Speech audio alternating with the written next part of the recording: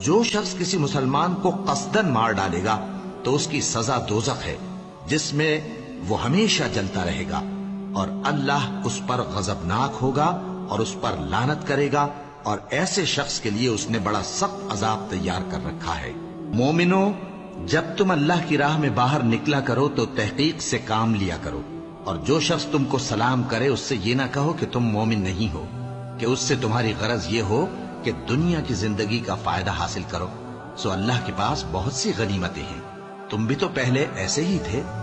پھر اللہ نے تم پر احسان کیا، چنانچہ آئندہ تحقیق کر لیا کرو۔ بے شک جو عمل تم کرتے ہو اللہ کو سب کی خبر ہے۔ جو مسلمان گھروں میں بیٹھ رہتے اور لڑنے سے جی چراتے ہیں اور کوئی عذر نہیں رکھتے، وہ اور جو اللہ کی راہ میں اپنے مال اور جان سے جہاد کرنے والے دونوں برابر نہیں ہو سکتے۔ مال اور جان سے جہاد کرنے والوں کو بیٹھ رہنے والوں